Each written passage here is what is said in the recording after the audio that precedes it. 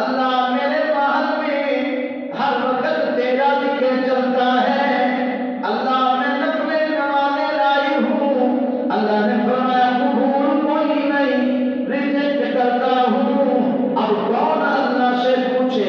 فرمایا میں رونے لگی، مایوس ہو گئی، آواز آئی زبیدہ ایک تیری نیکی قبول ہے، ایک قبول ہے، مولا کون سی؟ فرمایا ایک مرتبہ تو اپنے دوستوں کے ساتھ بیٹھی تھی، اپنی سہیلیوں کے ساتھ بیٹھی تھی، اور گپ شپ میں اچانک مؤذن نے مسجد کے منبر اور مینار سے میرا نام بلند کیا، اللہ اکبر۔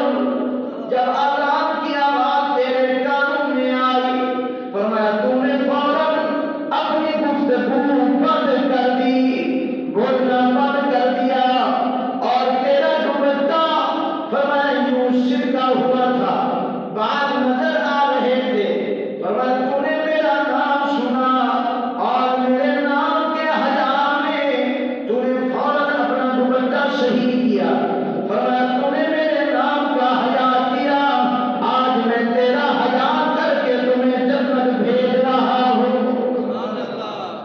قبول ہو گئی۔ آزاد کا وہ احترام، اس پہ مسئلہ بتا دوں۔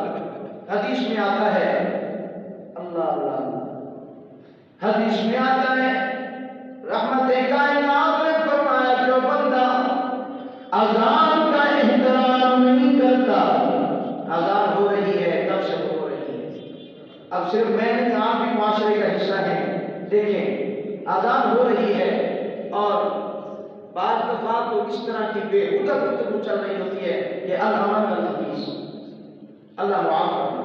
علماء نے لکھا کہ جو آذان کا احترام نہیں کرتا پکی بات ہے کہ اس کا خاتمہ بالخیر نہیں ہوگا، اللہ، اور جو آذان کا احترام کرتا ہے پکی بات ہے کہ انشاءاللہ اس کا خاتمہ بالخیر ہوگا۔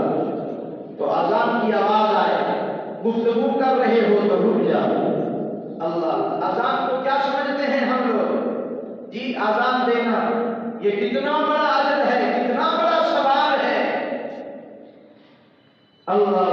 رحمت کائنات صلی اللہ علیہ وسلم میرے محبوب نے فرمایا قیامت کے دن مؤذن لوگوں کی گردنیں باقی لوگوں سے اونچی ہوں گی اور یہ کہیں گے مولا ہماری گردنیں اونچی کیوں کر دی؟ فرمایا اس لیے کہ دنیا میں تم نے میرا نام اونچا کیا تھا، آج میں نے تمہارا سر اونچا کر دیا ہے۔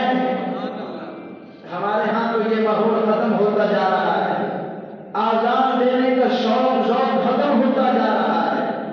ایک مرتبہ میں سفر پہ تھا بلوچستان میں، پچھلے سال کی بات ہے، تو ایک ساتھی ہمارے ساتھ تھے سفید ریش، میں نے کہا بابا جی آپ اذان دے دیں، نماز پڑھ لیتے ہیں، مسافر ہیں، آپ اذان دیں۔ بلوچستان کے رقبے ہوتے ہیں بڑے بڑے وسیع رقبے ہوتے ہیں، تاجکان ایران کے بارے میں جاتا ہوں، پہلی بار جب میں گیا نا آج سے 6-7 سال پہلے، تو مجھے ساتھیوں نے کوئٹہ سے ٹکٹ کروا دی، تو تقریباً کچھ 4 گھنٹے گاڑی چلی اور بڑی سپیڈ سے 4 گھنٹے کے بعد ایک چھوٹا سا شہر کوئٹہ سے آگے آتا ہے اپنا نوشکی، تو نوشکی جیسے ہی آیا میں نے جلدی جلدی بیگ اٹھایا اور نیچے اترنے لگا، میں نے کہا یہی تابدان ہوگا۔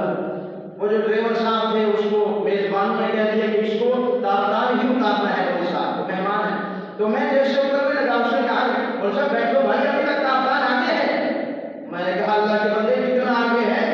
اس نے کہا بیٹھو آپ کو بتائیں، پھر گاڑی چلی، پھر 3 گھنٹے کے بعد ایک شہر آیا دالبندی، میں نے جلدی جلدی بیگ اٹھایا کہ یہی ہوگا تابدان، جلدی اترنے لگا، ڈرائیور صاحب نے کہا صاحب آپ نہیں کہاں بیٹھ جاؤ، جب آئے گا تابدان کو اتار دیں گے۔ میں نے کہا ابھی 4 اور یہ 3 کتنا سفر ہو گیا، کب آئے گا تابدان؟ پھر چلتے چلتے صبح 8 بجے کے ہم نکلے اور شام عشاء کے قریب وہاں تابدان پہنچے، کوئٹہ سے آگے اتنا لمبا سفر۔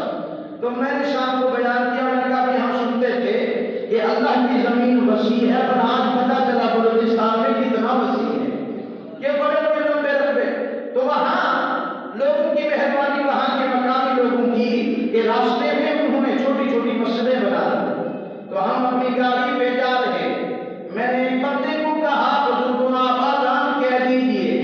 سفید داڑھی کہنے لگا مجھے شرم آتی ہے حضرت میں نہیں کہتا اذان میں شرم. اور یہ صرف وہاں کی بات نہیں، آج بھی اگر یہاں کسی کو کہتے کہ امتحان کی غرض سے نہیں ویسے کہہ رہا ہوں، اگر کہہ دیا جائے کہ آج بابا نظر آزاد نہیں دے گا، کسی ساتھی کو کہہ دوں تو میرے خیال سے بڑا مشکل ہو جائے گا اس کے.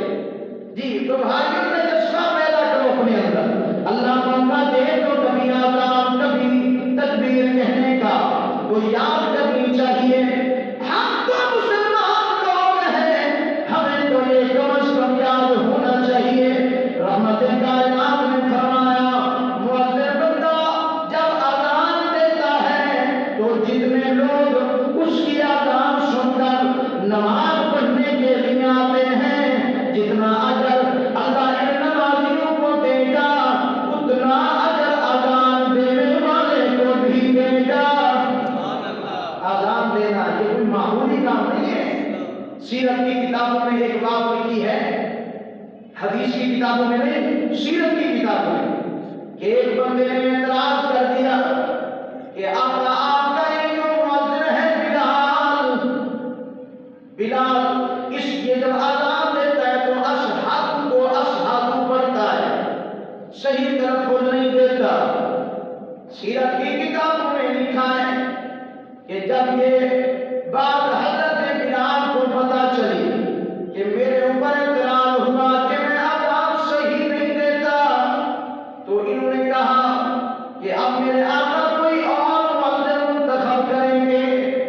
تو حضرت بلال نے اپنے پروردگار کے سامنے جھولی پھیلا کر کہنے لگے مولا مجھے تو نے بہت بڑی سعادت دی تھی کہ میں مؤذن رسول اللہ تھا، اب یہ نعمت اگر مجھ سے چھینی جا رہی ہے، اللہ مجھے زندگی ختم کر دے یعنی موت دے دے، لیکن مجھ سے مؤذن رسول اللہ کا عہدہ نہ چھین. ہم لوگ تو بڑے بڑے منصبوں کو منصب سمجھتے ہیں، لیکن بلال کی عظمت میں قربان جاؤں، اس بلال نے اس چیز کو منصب سمجھا ہوا ہے. یہ آزان دینا بہت بڑا ثواب. تو بہرحال اب یہ کر رہا تھا کہ بی بی زبیدہ کو نجات ملی کس وجہ سے؟ آزان کے ادب کی وجہ سے، آزان کا احترام. اللہ کے نبی نے فرمایا دنیا والوں اللہ بے نیاز ہے، بعض دفعہ بڑے بڑے نیکیوں کو ریجیکٹ کر دیتے ہیں اور چھوٹی سی نیکی قبول کر لیتے ہیں اور نجات دے دیتے ہیں. بنی اسرائیل کے اندر 3 آدمی سفر پہ جا رہے ہیں، بارش شروع ہو گئی اور تینوں غار کے اندر چھپ گئے کہ کچھ دیر بارش رک جائے تو ہم آگے جائیں گے. اوپر سے پتھر گرا، غار کے دروازے کو بند کر دیا. جب دروازہ بند ہو گیا انہوں نے دیکھا باہر نکلنے کا کوئی راستہ نہیں ہے. بڑا دھکے لگانے کی کوشش کی لیکن وہ پتھر ہٹنے کا نام نہیں لے رہا. ایک نے کہا بھائی اپنی اپنی نیکیاں ذرا اللہ کے سامنے پیش کر دو، شاید اللہ نجات دے دے. تو ایک نے کونے میں جا کر رو رو کے کہنے لگا میرے پروردگار تو جانتا ہے کہ ایک مرتبہ میں گناہ پر قادر ہونے کے باوجود، میں زنا پر معاذ اللہ قادر ہونے کے باوجود تیرے خوف سے رک گیا تھا، تیرے ڈر سے رک گیا تھا. میرے اللہ اگر یہ میری نیکی قبول ہے تو مہربانی کر دے رات کا دروازہ کھول دے. تھوڑا سا دروازہ کھل گیا. دوسرے نے کہا میرے مولا ایک مرتبہ میں کسی مزدور کو لے آیا مزدوری پر، فرمایا اس نے مزدوری کی، شام